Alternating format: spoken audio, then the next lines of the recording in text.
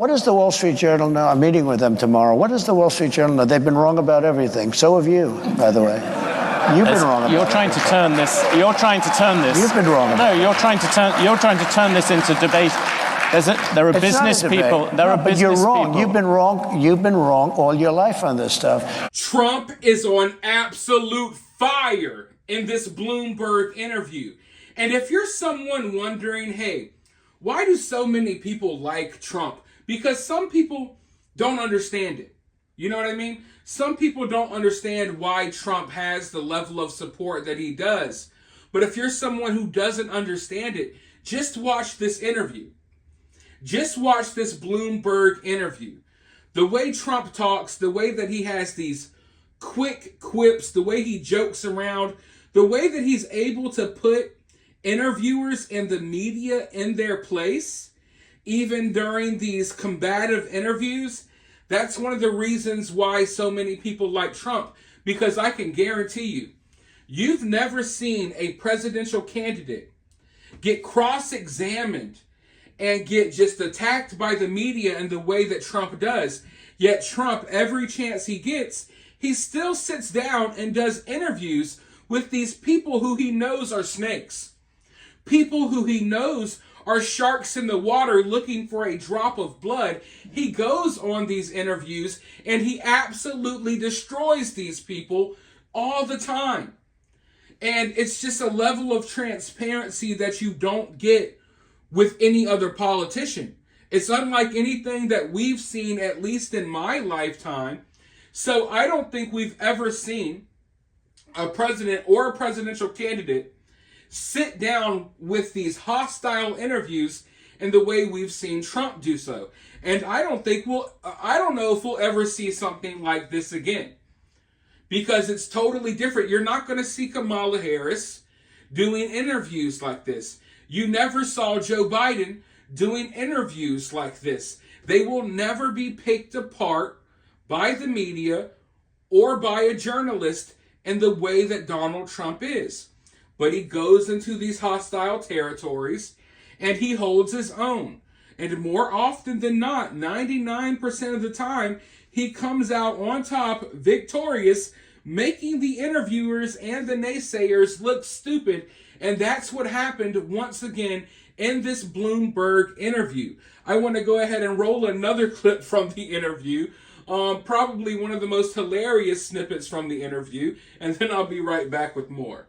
And yes, you're going to find some people who will gain from individual tariffs. The overall effect could be massive in terms of the economy. I agree it's going to have a massive effect, positive effect. It's going to be a positive, not a negative. Well, let me just tell you. No, let me tell you. I know how committed you are to this, and it must be hard for you to, spend 25 years talking about tariffs as being negative and then have somebody explain to you that you're totally wrong. It'll have a negative. It will have. I'll go a step further. 40 if million, you don't 40 do million, this, President this Trump, country 40 million jobs is a lot of jobs to rely on. They're all coming back. Those are 40 million jobs. Those are 40 million jobs in America that rely on trade. Are you ready? John Deere, great company.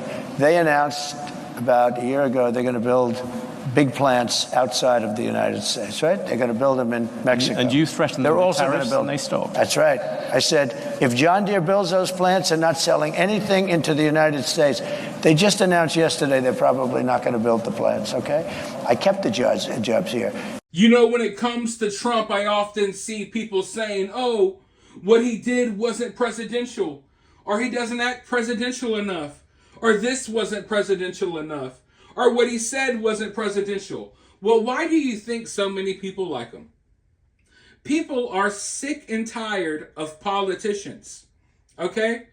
So when Trump does something or he acts in a manner that's not presidential, that's why he has so much support. Because people can relate to that more than they can relate to, the fake nonsense accents that Kamala Harris puts on. They can relate to Trump more when he's talking about whatever, going off script, just shooting from the hip. They can relate to that more than whatever Kamala Harris or Joe Biden or Barack Obama or insert politician name here. They can relate to what Donald Trump is saying more than what these politicians are reading off of their teleprompters. It's really that simple. And you're not going to see another president coming to these interviews and just absolutely kill it like a comedian. You know, having the whole crowd laughing as the person interviewing him is obviously embarrassed. And it's funny because they set up these traps for Trump, right? These interviews are never about the interview. They're always traps. So Trump comes in, walking right into the bear trap, yet somehow he comes out on top every time. It's so weird because the media prepares for this. They prepare the questions as traps. They set traps for Trump. And in the long run, they usually get embarrassed and angry and irate as Trump wins over the crowd with his jokes. It's funny because it's like, how many times are we going to see this?